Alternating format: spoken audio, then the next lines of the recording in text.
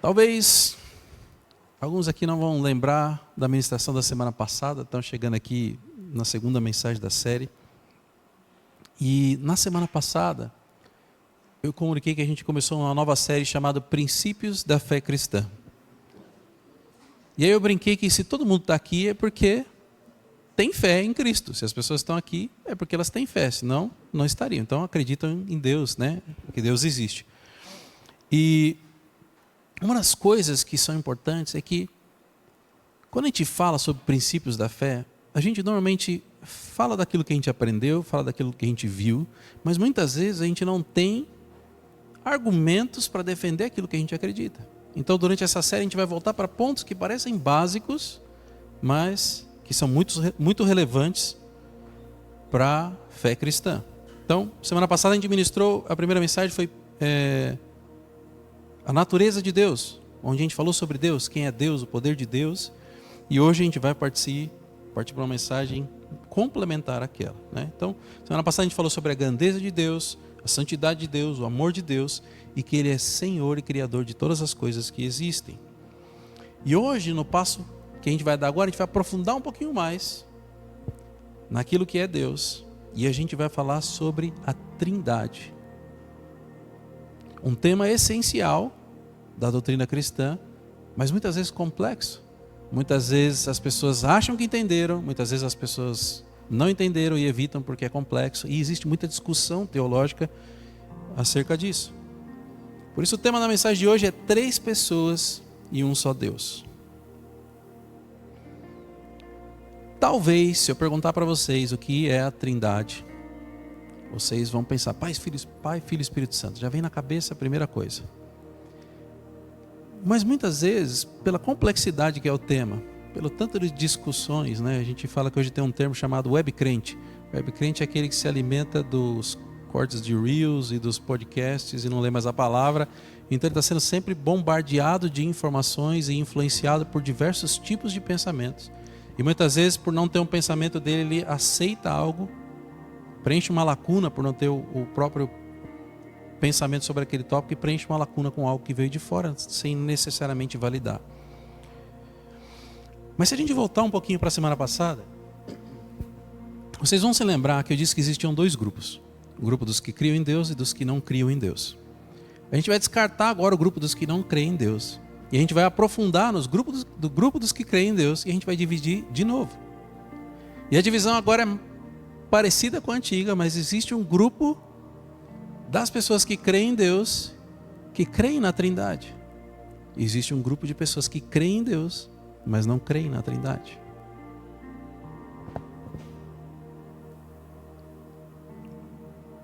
Você consegue processar aí rapidamente na sua cabeça e pensar assim, quem são os que creem em Deus e quem são os que não creem em Deus? Estamos falando de religiões, doutrinas, crenças. Se você fizer um processamento rápido, com certeza você vai lembrar de alguns, talvez não de todos.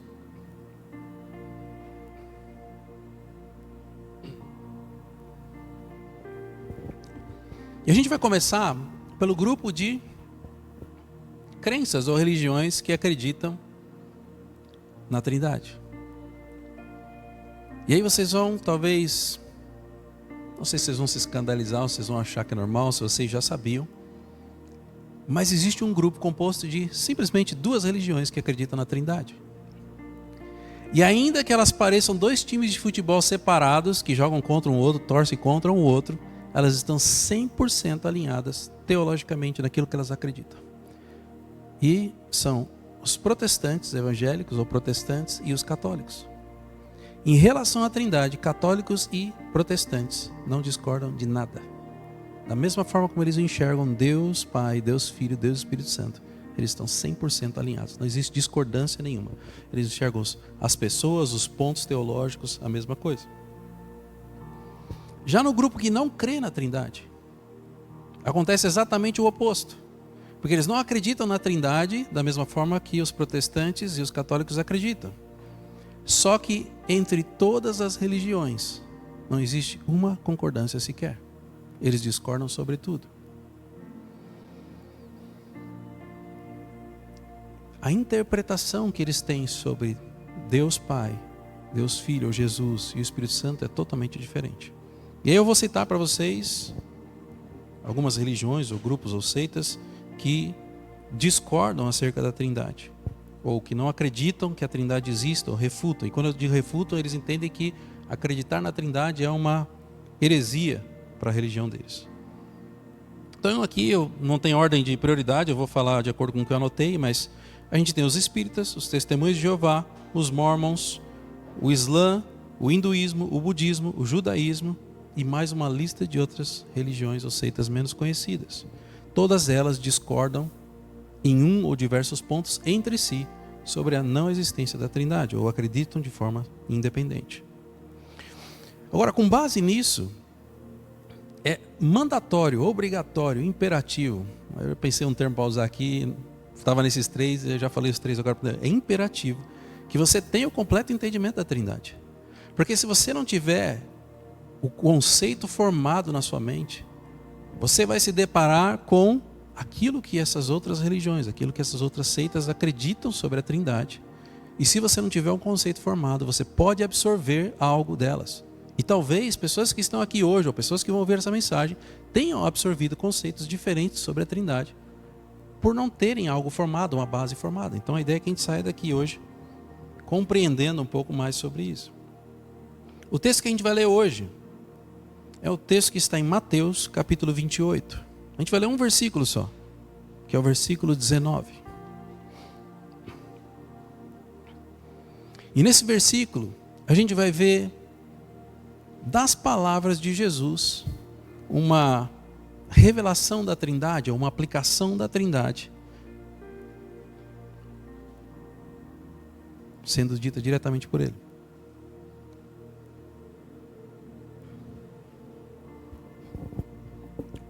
Essa parte que eu gosto mais do culto é quando eu ouço as biblinhas girando assim. Isso me lembra tempos remotos, de quando não tinha celular, as pessoas usavam Bíblia para tudo.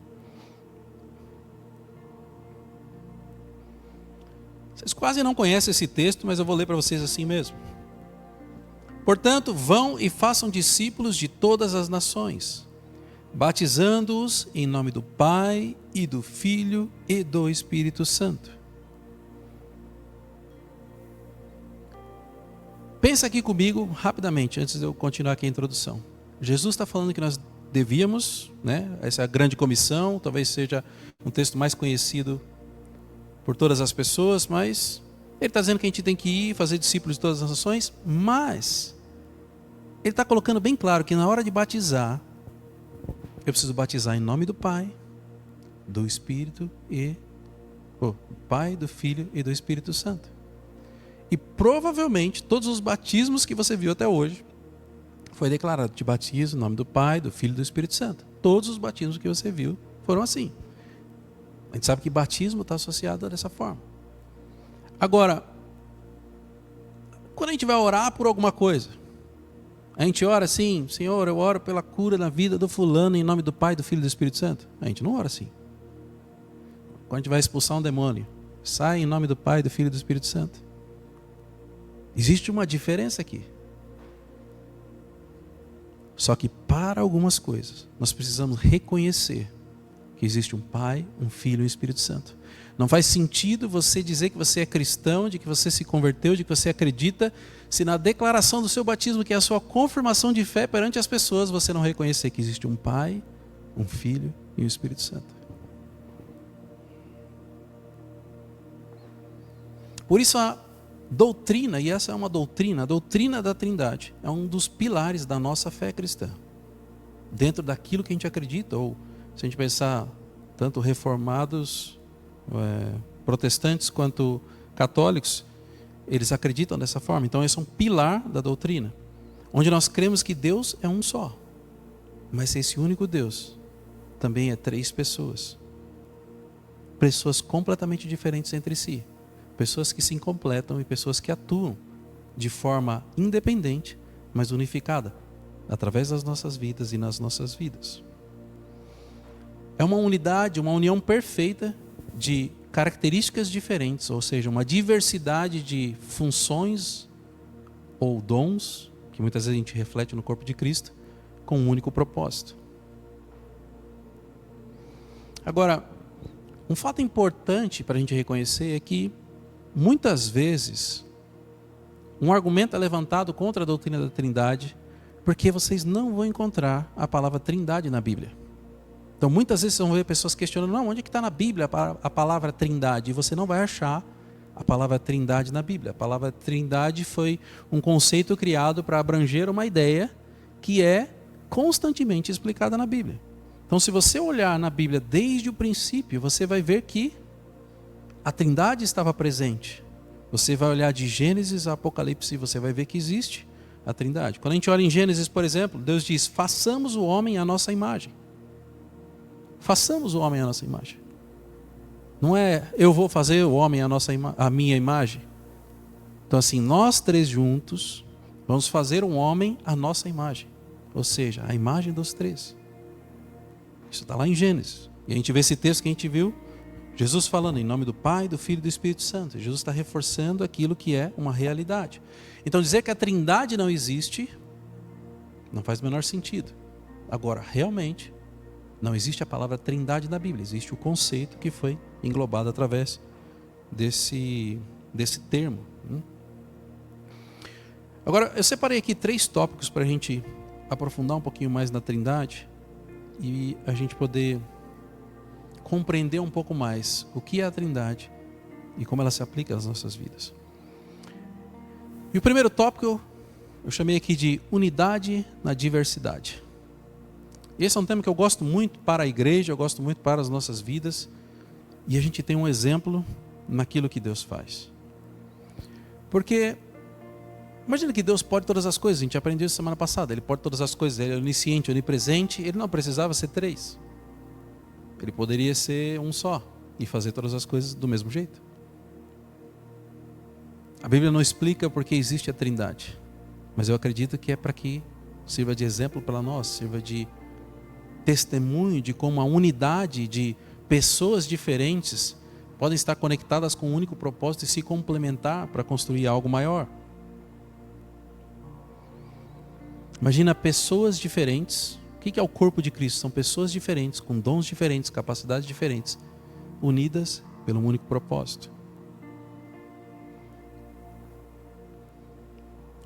O primeiro versículo que eu queria citar aqui está em Deuteronômio 6. A gente vai ler o versículo 4 que diz: ouça, ó Israel, o Senhor, o nosso Deus, é o único Senhor. Esse texto nos mostra que só existe um Deus.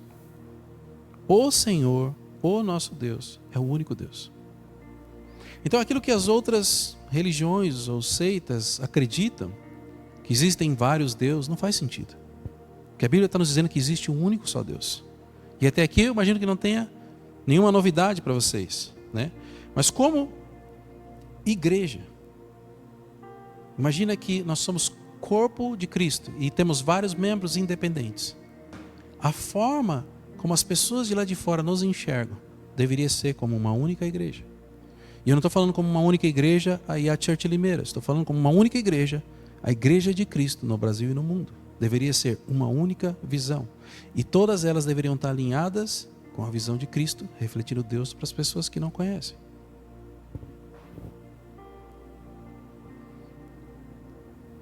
Outro versículo está em 1 João, capítulo 5, versículo 7.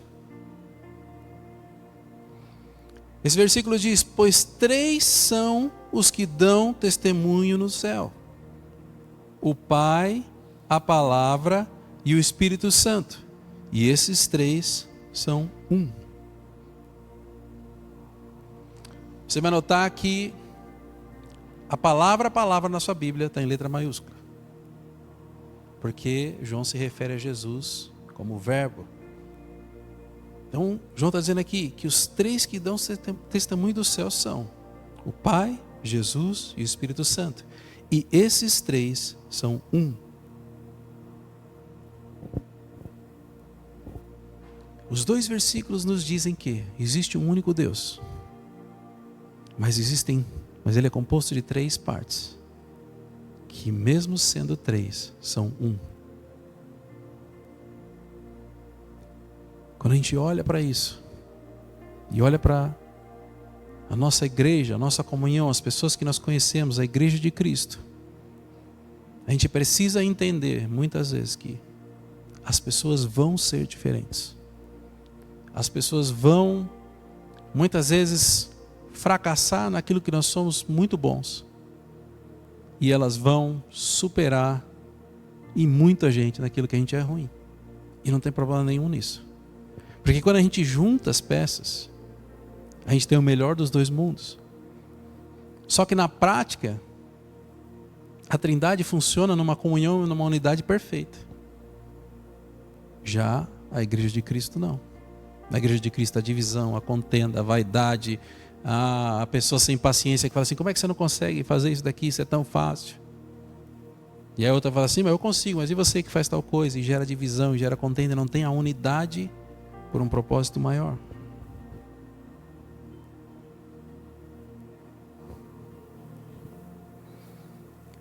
A chave para compreender a Trindade e aplicar isso na nossa vida é aceitar que existem diferenças.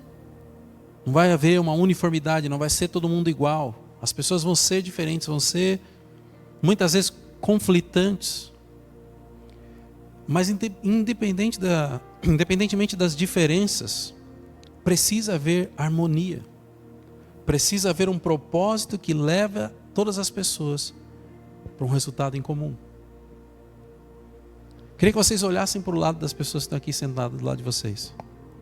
Vocês vão olhar que as roupas são diferentes, as formas de vestir são diferentes, os penteados são diferentes, os sorrisos são diferentes. Mas todos vocês têm algo em comum. Vocês amam a Jesus, vocês estão aqui por Jesus e o propósito de vocês em Jesus é o mesmo. Aqui a gente não tem uma trindade, mas a gente tem muitas pessoas com um único propósito, com a mesma crença, com um único propósito. Como corpo de Cristo, nós somos chamados a representar essa unidade da Trindade, a harmonia da Trindade nas nossas vidas, na nossa igreja e na igreja de Cristo. O segundo ponto é sobre as três pessoas da Trindade. Se vocês olharem por toda a Bíblia, vocês vão ver relatos onde, de forma independente, a Trindade estava atuando. Talvez se a gente olhar, não estava aqui no script, se a gente olhar como começou, a gente olha a Bíblia lá em Gênesis, falava que o Espírito pairava sobre as águas. Não falava assim a Trindade, Deus Pai, Deus Filho, Espírito pairava, o Espírito pairava pelas águas. Então ele tinha um propósito, ele estava fazendo alguma coisa ali, pairando sobre as águas. Mas ao longo de toda a Bíblia, vocês vão ver a Trindade em ação. E vão ter momentos onde vocês não vão perceber, mas a Trindade estava em ação. Vão ter momentos em situações onde Pai, Filho e Espírito Santo estavam completamente alinhados para que algo acontecesse. E muitas vezes na nossa vida, no nosso dia a dia, Pai, Filho e Espírito Santo estão alinhados para acontecer algo na nossa vida e a gente não percebe. Antes de eu passar pelas três aqui, queria que você fizesse uma reflexão rápida sobre como você se direciona a Deus. Teoricamente, se você se relacionar com o Pai, com o Filho, com o Espírito Santo, você está se relacionando com a mesma pessoa. Agora, com quem? Quando você precisa conversar com Ele, com quem que você vai buscar? Quem você vai buscar na hora do relacionamento, na hora da intimidade, na hora de expor um problema, na hora de buscar uma solução, na hora de agradecer?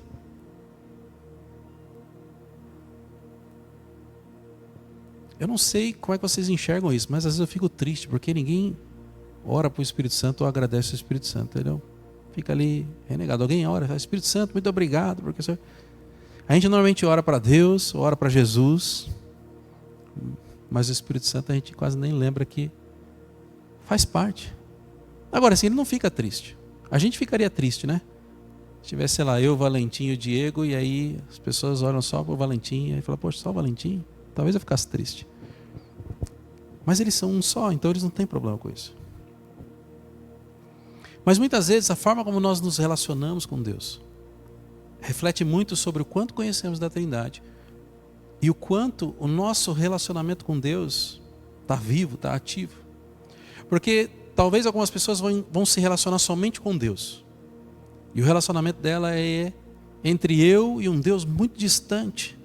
Um Deus todo-poderoso, mas é aquele lá que eu tenho que falar com ele de um jeitinho. Sabe quando Elias estava lá no Monte Carmelo e ele fala assim: ó Deus de Abraão, Isaque e de Israel. Sabe, uma oração formal. Normalmente a pessoa que se relaciona mais com Deus, ela tem uma oração mais formal, porque ela está falando com o grandioso Deus. Já a pessoa que se relaciona com Jesus, entende que Jesus veio em carne, e olha para ele como se fosse um homem, como se fosse um amigo, como se fosse um irmão, alguém que está no nosso dia a dia, na nossa comunhão. E ela consegue ser um pouco menos formal, e muitas vezes ela chega: Jesus, o bicho está pegando aqui, me ajuda, e até sai gíria, alguma coisa assim. Não tem essa formalidade de como se conversa com Deus.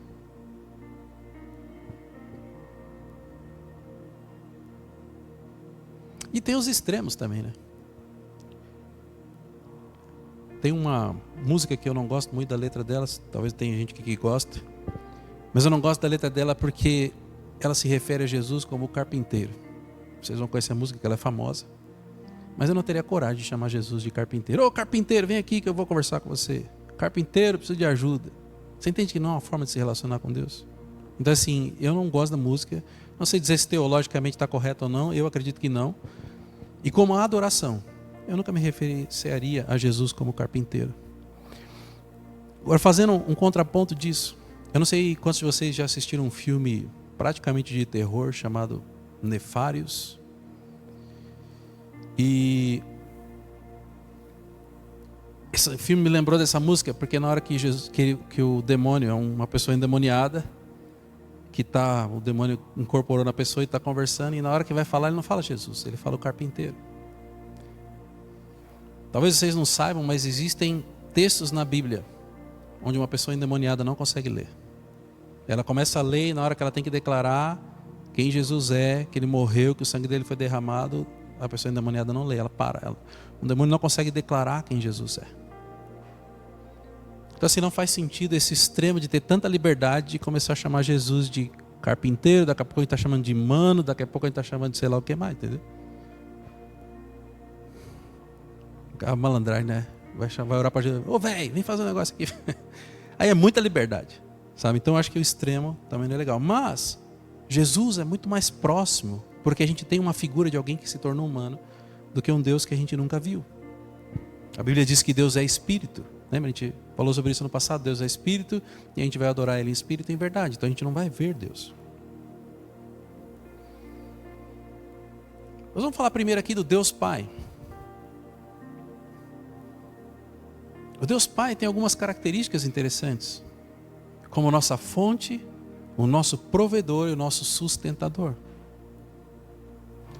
Provavelmente, de tudo que você aprendeu da Bíblia, você não enxerga Jesus como seu provedor, mas você fala: Deus é meu provedor, o Senhor é meu provedor, o Senhor é meu pastor e nada me faltará, porque a Bíblia nos apresenta dessa forma.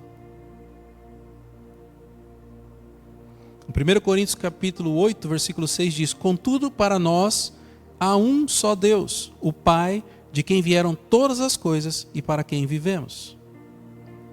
Quando a gente olha para Deus, a gente entende que Ele é o nosso provedor, o nosso sustentador e a fonte de todas as coisas. Tudo que nós temos veio de Deus, tudo que nós somos é para Ele, tudo que nós temos.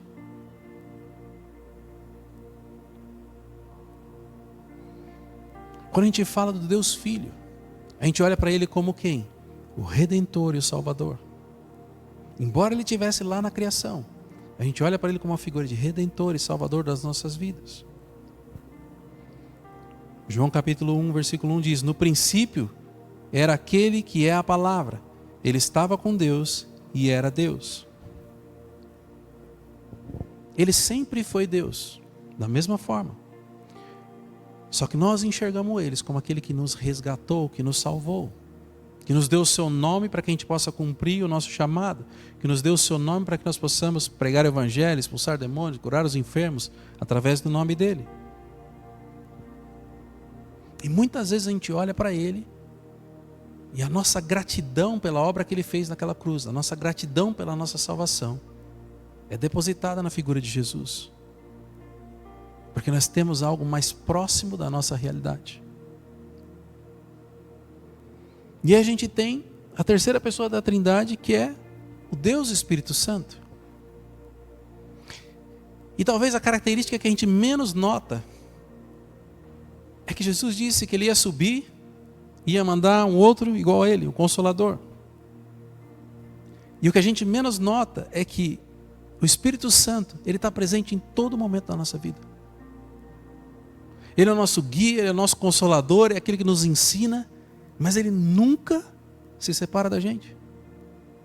Talvez na ordem de relacionamento que a gente falou aqui, a gente imagina que Deus é aquele que está longe, Jesus é aquele que está um pouco mais perto, e a gente não consegue enxergar que o Espírito Santo está habitando dentro de nós, muito mais perto do que qualquer outra coisa. Em João capítulo 14, versículo 26 diz: mas o Consolador, o Espírito Santo que o Pai enviará em meu nome, ensinará a vocês todas as coisas e lhes fará lembrar de tudo o que eu disse. Sabe uma coisa que eu gosto nesse versículo? Eu falo para as pessoas que eu não gosto daqueles planos de leitura da Bíblia em 365 dias, de um ano. Eu não gosto muito porque as pessoas ficam meio preguiçosas e elas fazem só aqueles versículos do dia, elas não estudam a palavra, elas só leem. Mas eu acho que todo mundo precisa, pelo menos uma vez na vida, ler a Bíblia inteira. E de tempos em tempos é interessante ler de ponta a ponta a Bíblia. Você vai aprender tudo que está escrito lá? Com certeza não. Você vai lembrar de tudo que está escrito lá? Não. Mas esse versículo aqui diz que lhes fará lembrar tudo o que eu disse. Se você quiser saber o que Jesus disse, está escrito na Bíblia. Você vai ler e você vai esquecer. Mas se um dia você ler, o Espírito Santo pode te lembrar daquilo que você no momento não lembrou. Então o Espírito Santo é aquele que está conosco no dia a dia. Dentro do plano de Jesus ele disse: eu vou subir e vou te enviar um outro semelhante a mim. E quando ele diz semelhante é porque os três são um. E o Espírito Santo que caminha conosco, ele é o responsável por nos alertar quando estamos fazendo algo errado. Sabe, não existe a possibilidade de você cometer um pecado sem que o Espírito Santo tenha te avisado. Você pode ter baixado o volume dele e estar ignorando completamente. Mas não existe a possibilidade de você cometer um pecado sem ser avisado. Não existe a possibilidade de você cometer um erro sem que o Espírito Santo não tenha te avisado. Esses dias aconteceu uma coisa engraçada aqui na igreja. E aí eu cometi um erro, mas o Espírito Santo me avisou. Talvez vocês se lembrem que esses dias o Carlos veio ministrar e na hora que ele foi pegar o microfone não funcionava. Ele foi falar e não ligava e tentava e não funcionava e não sabia o que era. Só que o que a maioria das pessoas não sabia é que antes de começar o louvor, antes o pessoal que estava ensaiando aqui, eu estava ali no fundo e o Espírito Santo falou assim: o microfone vai dar problema, vai lá e conserta. Aí eu pensei, já sei o que é a pilha, não sei o que lá, vim aqui e troquei a pilha. A primeira coisa foi isso, eu não perguntei para ele assim: Espírito Santo, qual é o problema que vai dar?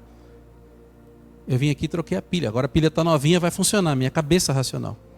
Aí chegou na hora ali, o Carlos não funcionava. Por que não funcionava? Porque eu tinha esquecido de uma coisa importante, eu não liguei o transmissor do microfone sem fio. Então podia ter pilha à vontade aqui e não ia conectar lá. Só que as pessoas que estavam aqui viram que eu cheguei desesperado, falei assim: vai dar problema no microfone, vamos consertar. O Valentim estava aqui, o Carlos estava aqui, e eles viram que eu cheguei do nada para mexer no microfone. Só que eu não consultei assim, eu falei assim: o que eu tenho que fazer? Qual é o problema que eu tenho que resolver? Eu simplesmente assumi: microfone, deixa comigo aqui que eu sei, vou resolver.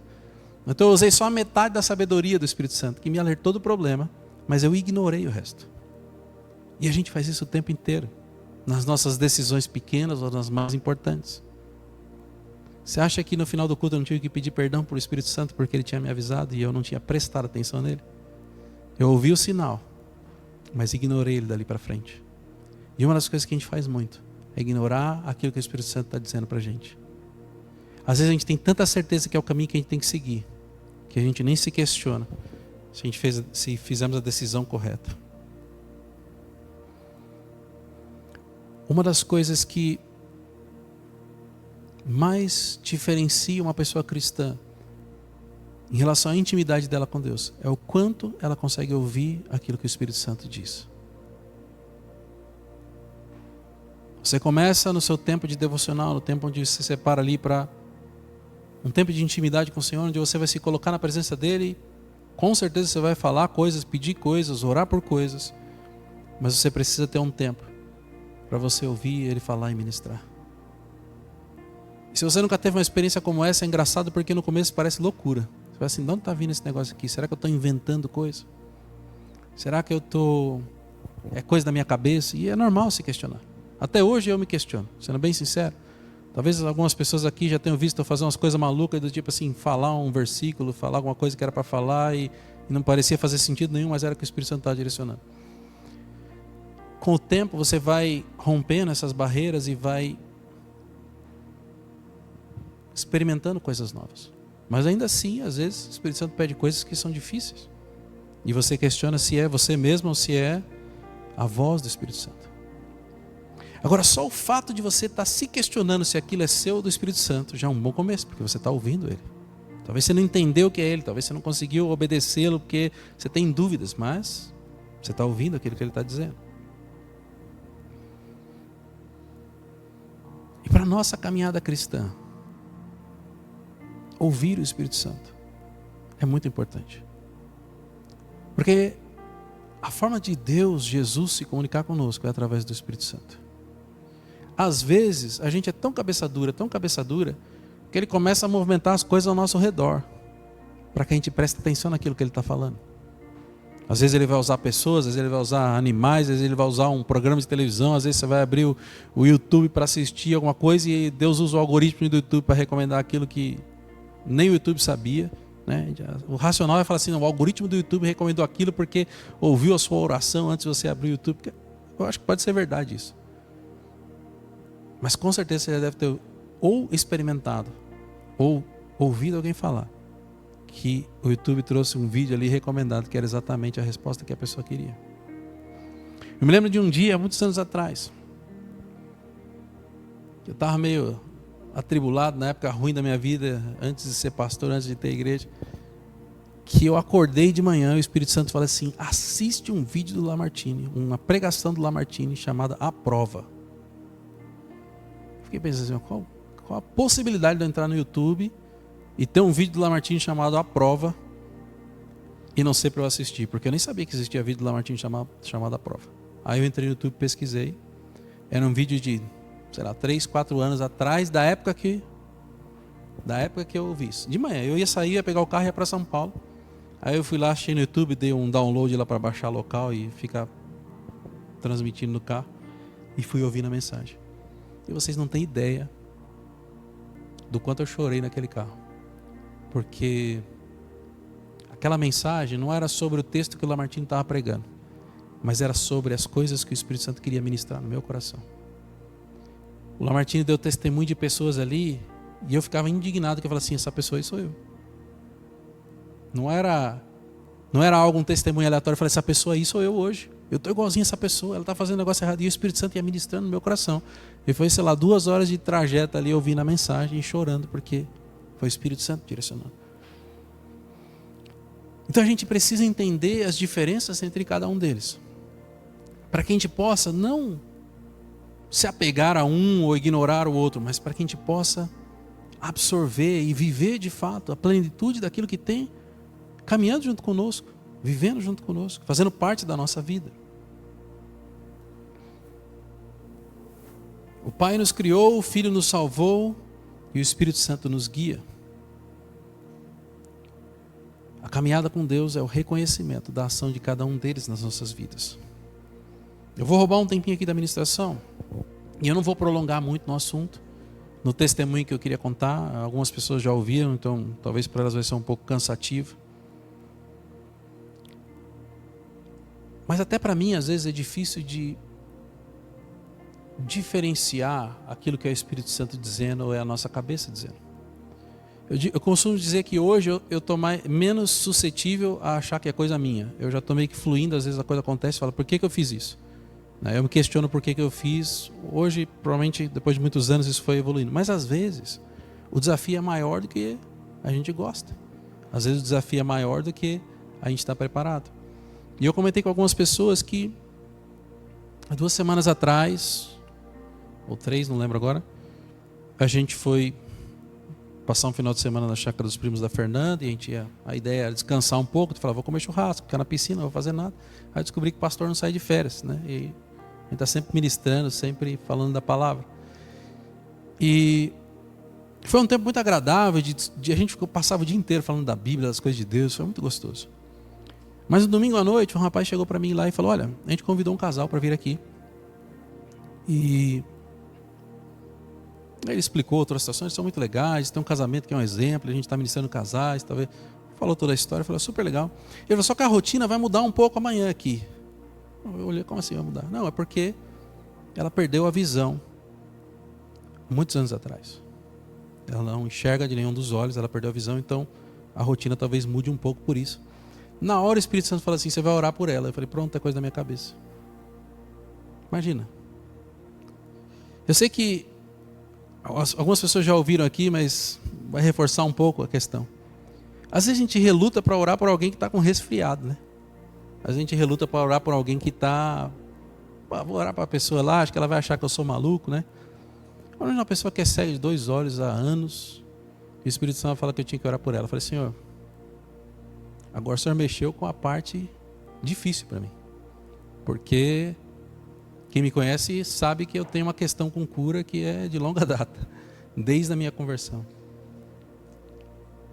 E a primeira coisa que eu falei, Senhor, eu preciso ter certeza que é o Senhor, e não uma coisa minha, porque se a pessoa é cega há muitos anos, eu tenho certeza que muitas pessoas já oraram por ela.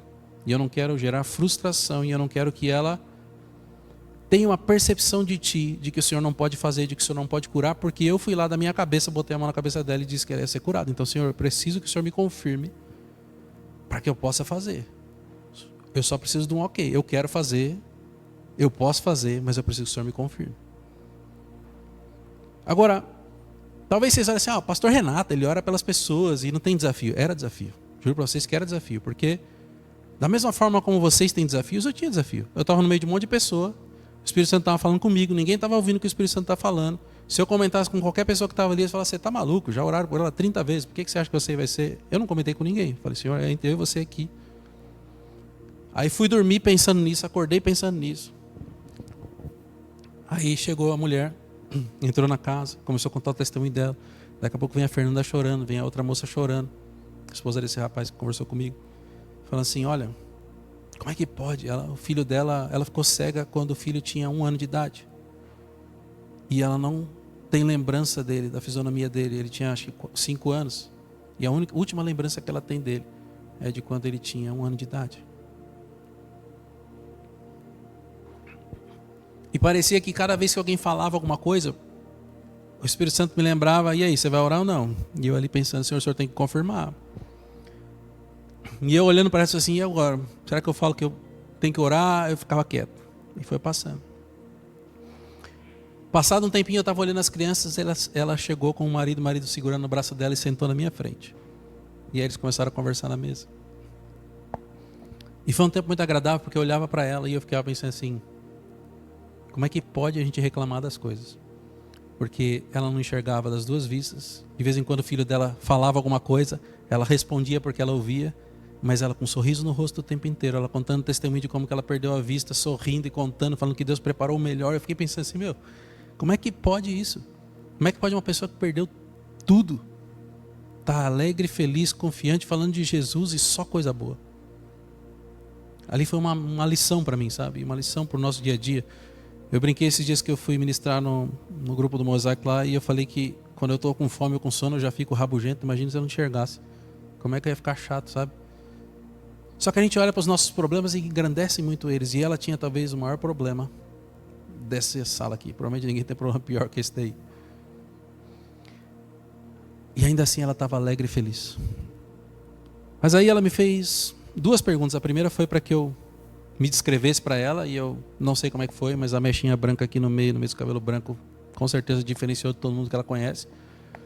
Aí eu perguntei para ela, deu para entender como é que eu sou? Ela falou, não, já estou te enxergando perfeitamente. Eu falei, que legal. Né? Uma pessoa super alegre, sabe? A resposta sempre positiva. Mas ela me fez uma pergunta interessante. Ela falou assim, pastor, como é que você descobriu o seu chamado? E aí eu tive que contar a história lá de trás. da experiência que eu tive de uma pessoa orando em casa, e a autoridade que ele tinha, e orava por cura. E aí eu contei tudo isso para ela, e aí eu comecei a lembrar dos testemunhos que eu ouvia, e aí fui contando, era cura. Todos os testemunhos da minha conversão eram uma cura atrás da outra, uma depois da outra. E eu fiquei pensando, Senhor, estou contando só testemunho de cura, a mulher está aqui, eu tenho que orar por ela ou não, e a coisa foi ficando pior. Até que eu cheguei numa parte do testemunho que eu falei para ela assim, sabe qual foi a primeira vez que Deus falou comigo? Eu não tinha nem pisado na igreja ainda. Eu já estava convertido, porque eu já tinha crido um tanto de testemunho que eu vi, eu já estava convertido. Mas Deus falou comigo no dia que eu estava no carro. Foi a primeira conversa que eu tive com ele, e ele falou para mim claramente, ele falou assim, eu te escolhi para pregar o evangelho, e as pessoas vão se converter, para você orar pelos enfermos. E aí eu travei. Eu não consegui repetir isso para ela na hora. Eu enrosquei e comecei a chorar. E aí o marido dela estava narrando, virou assim para ela e falou assim, olha, agora ele está ficando emocionado. E eu não estava ficando emocionado porque Deus tinha me chamado para aquilo, porque Deus estava falando assim, a confirmação que você precisava já está aí desde sempre. Você vai orar pelos enfermos, eles vão ser curados. E aí eu gaguejei um pouco ali, me recuperei, terminei ali de falar tudo. E falei assim, agora eu tenho certeza que eu tenho que orar. Aí você imagina que o pastor Renato levantou num salto, foi lá botar a mão e orando. Não foi assim não. Ainda tinha que preparar o momento. Ainda estava assim, agora eu sei que eu tenho que orar, mas como é que eu vou orar agora, né? Precisa achar um momento certo para isso. Aí foi engraçado, porque a gente tinha contado um monte de testemunho de cura. Ela falou sobre, poxa, eu acredito que Deus pode curar, mas eu não acredito que Deus pode criar um órgão novo num corpo que não tem, ou fazer uma perna esticar, como eu ouço os testemunhos. Eu não acredito nisso não. Aí eu lembrei do texto da Bíblia, que fala sobre um homem que foi curado, e Jesus pegou o pozinho da terra lá e fez, com saliva fez a terrinha e coloquei, e falou, olha, aí eu contei, vou simplificar para vocês, eu contei toda a história desse texto, e eu falei para ela o seguinte, que na minha interpretação, aquele foi a única cura diferente que Jesus pegou o pozinho da terra, porque aquele cego não tinha olho, ele precisou criar um olho e colocar o olho naquele homem de volta. E ela vira para mim e fala assim, eu também não tenho um olho. Eu falei, pronto, agora bagunçou toda a minha vida. Estou falando aqui, tentando reforçar a fé dela, está confrontando a minha, porque agora tem que orar para uma pessoa que não tem o olho. Mas ela foi tão impactada com aquele texto que ela disse para mim assim que ela falou assim que ela começou a ficar emocionada e ela falou, olha, Deus me deu um projeto com isso tudo. E um projeto é de ajudar as pessoas com deficiência. E o projeto chama, a gente criou uma empresa, o projeto chama Siloé, que era onde Jesus mandou esse cara lavar. Ela ficou muito impactada com aquilo, a gente via Deus agindo e movendo. E eu cheguei para ela e falei assim, olha, aquela hora que eu me emocionei, não foi porque era Deus falando, mas era porque Deus estava confirmando que eu preciso orar por você. Então assim, eu sei que muitas pessoas devem ter orado por você, você não foi curada, mas eu sinto que Deus quer que eu ore por você. Eu não sei se Ele vai curar, eu ainda falei para ela assim, eu acho que Ele não vai te curar hoje, mas eu sei que você vai voltar a ver. E eu preciso orar por você, porque em algum momento quando você estiver caminhando e andando, você vai começar a enxergar do nada. Porque foi o que eu tinha sentido que o Espírito Santo tinha dito, e eu falei isso para ela. Só que eu falei assim, eu não vou fazer se você não quiser. Então se você quiser, você precisa me pedir para orar por você. E aí o marido dela falou, poxa, quantas pessoas já não oraram por ela? A gente está andando na igreja, alguém passa e coloca a mão e fala que vai orar, e a gente está até recusando as orações. Eu falei, então fiquem em paz, se vocês quiserem que eu ore, eu oro. E aí, passou o dia inteiro, a gente falou de Deus para lá e para cá e para cá. Chegou a hora deles irem embora, a Fernanda veio me chamar falando assim, Renato, eles vão embora, mas ela falou que quer que você ore por ela antes de sair. Eu falei, tá bom, então eu vou lá. Aí a gente chegou, estava um monte de gente na casa, e aí assim, embora tivesse muito cristão, tinha cristão que estava mais focado no churrasco, e aí só tinha aquele grupo que estava ali. Eu falei, gente, vamos lá, num lugar isolado, perto da piscina, para a gente orar mais tranquilo. E a gente foi. E a minha caminhada até o lugar foi assim, Senhor, eu sempre tenho um olhinho da unção para orar pelos enfermos no carro, e hoje eu não tenho. O Senhor vai ter que compensar de alguma forma, me ajuda, porque eu não tenho esse óleo para orar por ela. E aí a gente chegou no negócio, eu comecei a orar, orei por isso. E eu lembro que eu botei a mão nos olhos dela, literalmente os 2 dedos assim nos olhos dela. Nem sei como é que Jesus curava, mas foi o que eu senti no coração de segurar na cabeça dela e colocar os dedões nos olhos. E falei muitas coisas ali que o Espírito Santo ia me dando. Eu podia ver, é como se o Espírito Santo estivesse me dando um raio-x por trás do olho dela e eu estivesse vendo coisas que precisavam ser restauradas. E eu ia dando ordem para criar nervo, para criar ligamento, sei lá o que era, não lembro exatamente o que eu orei, mas era como se eu estivesse vendo aquilo que faltava e dando ordem para que aquilo fosse criado, direcionado pelo Espírito Santo. E aí, eu lembro que eu fiz um pedido para Jesus, e que era que ela pudesse ver o filho dela de novo. Falei, isso aqui é um pedido meu, não é do Espírito Santo, é meu. Eu queria que a primeira coisa que ela pudesse ver é o filho dela de novo. Porque aquilo marcou muita gente, sabe? E eu fiquei, na minha oração naquele momento eu pensei, tem tanta gente que não sabe ler, mas pega a Bíblia e lê a Bíblia. Eu falei, eu quero que ela possa ver o filho dela igual as pessoas que leem a Bíblia sem saber ler. Foi aquilo que eu pensei na hora. Mas na hora que a gente terminou de orar foi muito impactante, porque ela virou para mim e falou assim, olha, você foi ele falou, Jesus é o médico dos médicos, mas você foi um enfermeiro hoje para operar um milagre na minha vida. Ela falou assim, cada palavra que você falou foi um bálsamo para minha alma, curando e restaurando feridas que estavam aqui há muito tempo. E aí, a Fernanda estava encostando a mão em mim, ela falou que meu corpo vibrava. O rapaz estava encostando a mão em mim e falou que meu corpo vibrava e que o dela vibrava na mesma frequência, sintonizada, e para ele já foi uma experiência tremenda. E aí, a última coisa que ela falou quebrou todo mundo. Que ela virou para mim assim, ela falou assim, você ungiu o meu rosto com óleo, porque eu posso sentir o cheiro do óleo. E aí eu virei para ela e falei assim, eu não tinha óleo. Eu vim aqui orando para Jesus compensar, porque eu não tinha óleo para orar. Mas ela falou, eu posso sentir o cheiro do óleo. Eu sei que você colocou óleo, porque eu senti o cheiro do óleo. E aquilo foi tremendo para a gente, sabe? Porque eu sabia que ela não ia ser curada, porque a gente gosta de orar e que a pessoa enxergue na hora, né? Quer ser curado na hora, e a gente não tem noção daquilo que é o trabalho do Espírito Santo. Agora eu sei que ali ela foi curada de coisas que talvez impediam ela de ser curada. Talvez de tantas pessoas orarem por ela, ela já não acreditava mais que ela podia ser curada. E naquele dia Deus restaurou aquilo. Eu não sei exatamente o que Ele fez, mas eu creio que um dia a gente vai ter o testemunho dela voltar a enxergar. Agora, por que eu contei toda essa história para vocês? Porque na nossa caminhada cristã é exatamente como isso. Deus tem um plano. Jesus cumpriu a parte dele e nos deu autoridade para executar esse plano.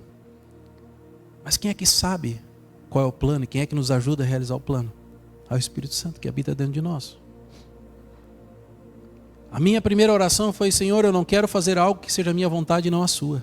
Então a vontade é do Pai, a autoridade é do Filho e a execução é do Espírito. O que o pastor Renato era naquela hora? Nem pastor era, porque eu não estava na igreja, não estava fazendo nada. Eu simplesmente era uma pessoa que crê no Pai, no Filho e do Espírito Santo. Eu tinha que ter a certeza de que essa era a vontade do Pai. A autoridade, eu tenho que crer que a autoridade vem de Jesus. E quem ia fazer aquilo? Era o Espírito Santo. Eu, Renato, não tinha nenhuma capacidade de fazer um milagre. Mas é o Espírito Santo que atua na nossa vida que pode fazer isso.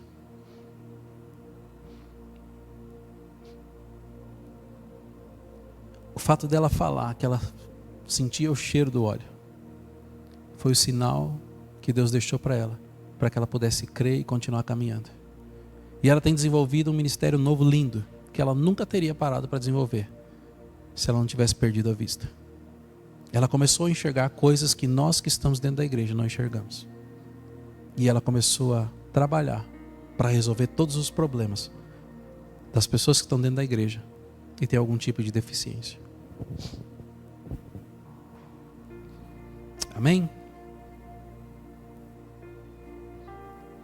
Agora o último ponto fala sobre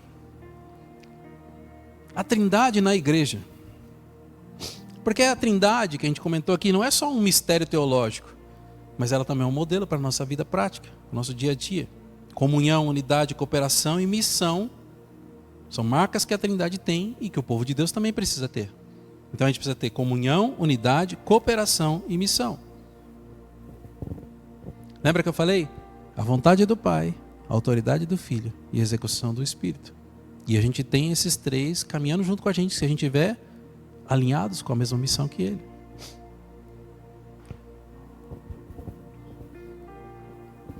Em João capítulo 17, versículo 21 diz: que todos sejam um. Como tu, Pai, como tu estás em mim e eu em ti. Vou ler de novo que eu me enrosquei aqui. Que todos sejam um, Pai, como tu estás em mim e eu em ti, que eles também estejam em nós, para que o mundo creia que tu me enviaste. Nós precisamos ter união. Nós somos representantes de Cristo, do Pai, do Espírito, e nós precisamos estar nele para que as coisas aconteçam. A nossa comunhão não é só com o Pai, Filho e Espírito Santo, mas com os irmãos que estão ao nosso redor. Imagina que, eu falei esses dias, inclusive foi um dos temas que a gente falou muito naquele final de semana, sobre a multiforme sabedoria de Deus. Eu não acredito que as igrejas tenham que ser todas iguais. Eu acredito que os princípios, os valores precisam ser iguais e imutáveis. Mas as igrejas precisam ser diferentes. Porque Deus vai dar habilidades, sabedorias diferentes. Não vai ter uma igreja que domina todos os aspectos, mas vai ter as igrejas que se complementam e formam o corpo de Cristo. Se a gente olha para o nosso corpo físico, a gente sabe que tem órgãos diferentes. Então não faz sentido todas as igrejas serem coração, todas as igrejas serem rim. A gente precisa de igrejas diferentes para que esse corpo funcione. E da mesma forma vale para os membros de uma igreja. Porque os membros de uma igreja são partes diferentes. 1 Coríntios 12, 4 e 6 diz: existem diferentes tipos de dons, mas o Espírito é o mesmo. Há diferentes formas de ministério, mas o Senhor é o mesmo. Há diferentes formas de atuação, mas o mesmo Deus efetua tudo em todos.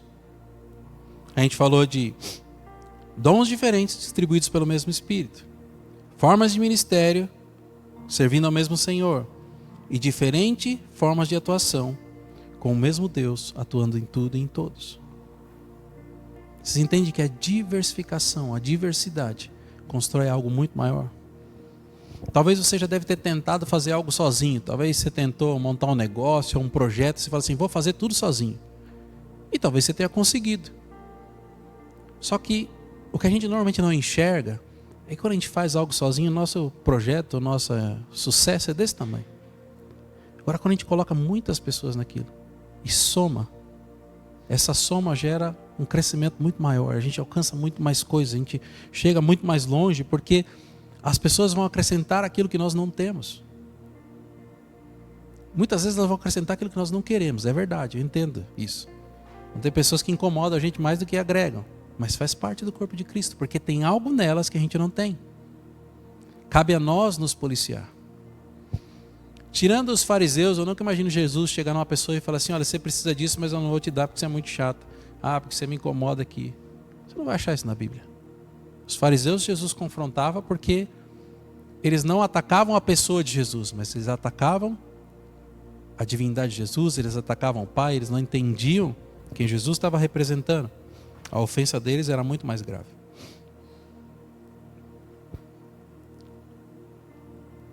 Mas vamos focar aqui por um segundo só nos dons. Imagina que, vou pegar um Marlon que está ali no fundo ali, imagina que todo mundo aqui na igreja só tivesse um dom e cantasse igual o Marlon. Não pode tocar, aí só o Marlon vai tocar o violão, aí como seria a nossa igreja? Todo mundo vai estar aqui no louvor no domingo só cantando, igual o Marlon, ainda vai ter briga porque não tem microfone para todo mundo, ia ter que fazer uma escala de, sei lá, o Marlon ia cantar uma vez a cada 6 meses, não, o Marlon ainda conseguia porque ainda toca o violão, ele ia tocar o violão, o Samuel não pode, a gente ia arrancar todo mundo, e todo mundo ia cantar igual o Marlon. A gente não teria uma igreja. A gente teria uma disputa por uma posição, a gente teria algo muito diferente. Agora a igreja de Cristo é a junção das qualidades, defeitos, porque na sua qualidade é onde eu aprimoro o meu defeito. E na minha qualidade é onde o seu defeito é aprimorado. E o corpo de Cristo cresce dessa forma.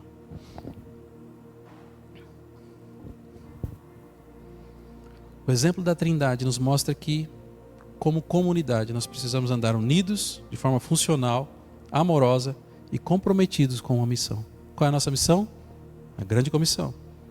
Pregar a todas as nações, fazendo discípulos, batizando em nome do Pai, do Filho e do Espírito Santo. Nós somos reflexo de Cristo, individualmente, no coletivo, como igreja.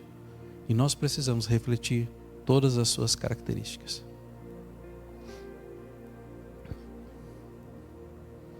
para que a gente possa concluir. A doutrina da Trindade não é só uma doutrina para que a gente possa se defender intelectualmente das críticas, das acusações, mas ela é uma verdade que precisa ser vivida.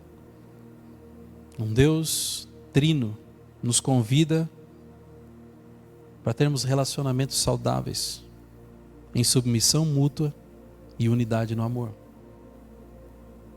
A palavra submissão assusta as pessoas, mas até entre irmãos precisamos nos submeter.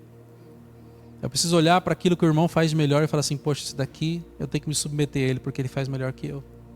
Não tem espaço para orgulho, não tem espaço para egoísmo, não tem espaço para vaidade, mas tem espaço para identificar referências no meio dos irmãos. Na prática, no nosso dia a dia, significa que a gente precisa depender da direção do Pai em oração, agir com a autoridade do nome de Jesus e confiar que o Espírito Santo vai nos orientar e nos guiar em cada passo. Por mais que eu tenha tido dúvidas em algum momento se eu deveria orar ou não por aquela mulher, a cada momento o Espírito Santo me direcionou para aquilo que eu deveria fazer.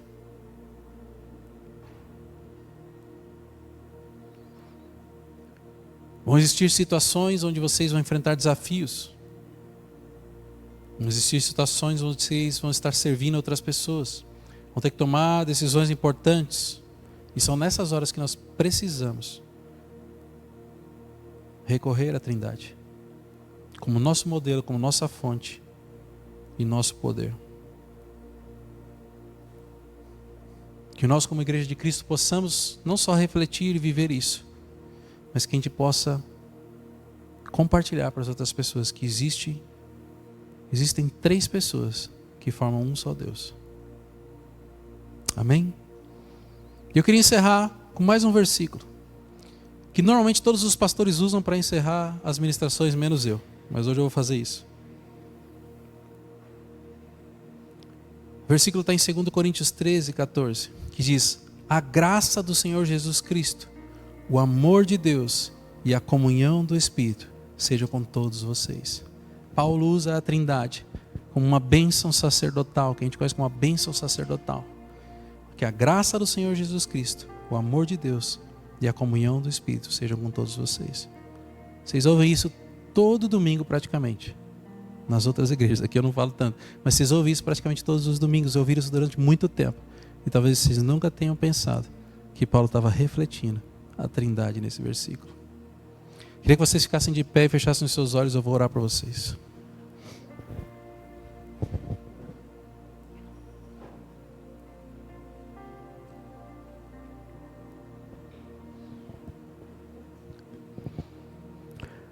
Senhor, nós te agradecemos, Pai,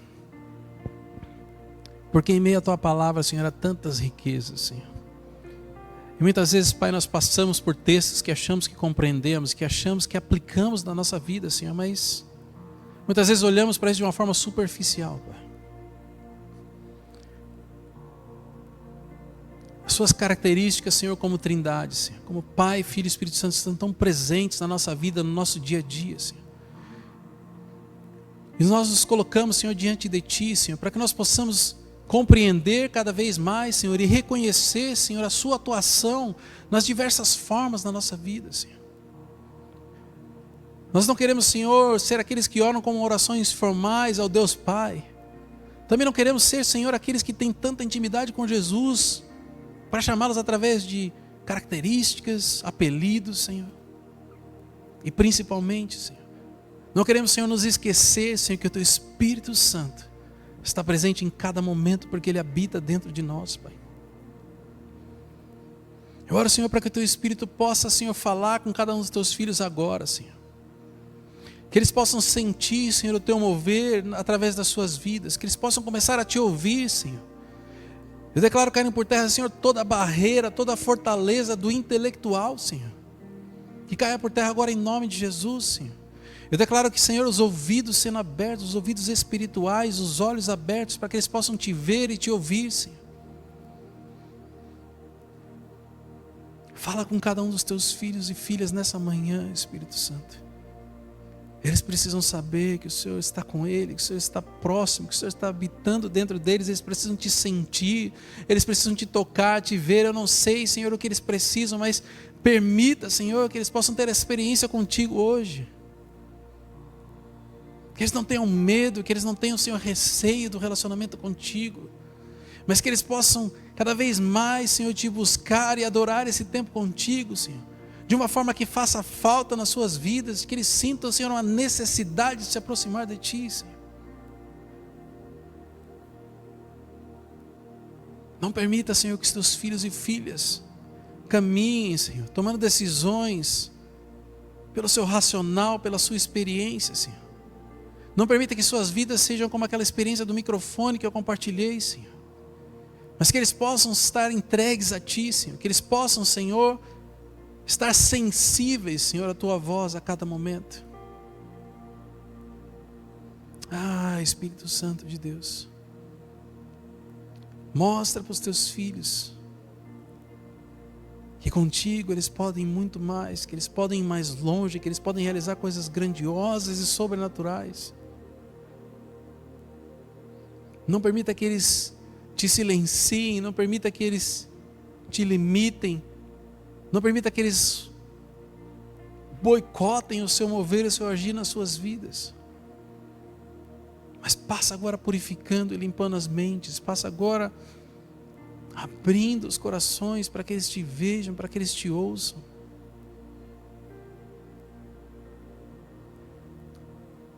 Revela, Senhor, para os teus filhos e filhas os planos que o Senhor tem para as vidas deles, que eles ainda não conhecem, que eles ainda não viram, que eles ainda não pensaram, ou que eles simplesmente ouviram, mas entenderam que racionalmente é impossível. Nós aprendemos na semana passada que não existem impossíveis para Ti. Que o Teu Espírito Santo possa agora quebrar toda a barreira do impossível na mente dos Teus filhos e filhas. Não importa, Senhor, o tamanho do impossível, Senhor. Não importa, Senhor, se vai surgir uma mulher cega sem olho para que eles orem. Não importa o tamanho do impossível, não é sobre o que eu creio ou sobre o que eu acredito que possa acontecer, mas é sobre o que o Senhor pode fazer. E o Senhor pode todas as coisas. Diminui, Senhor, a nossa racionalidade, diminui, Senhor, o nosso eu, para que Teu Espírito Santo possa fluir em liberdade, Senhor. Para que Teu Espírito Santo possa permitir que o Teu sobrenatural mude situações e realidades, Senhor. Não é sobre fazer a nossa vontade ou dar ordens para Ti, mas é sobre fazer a Tua vontade através das nossas vidas.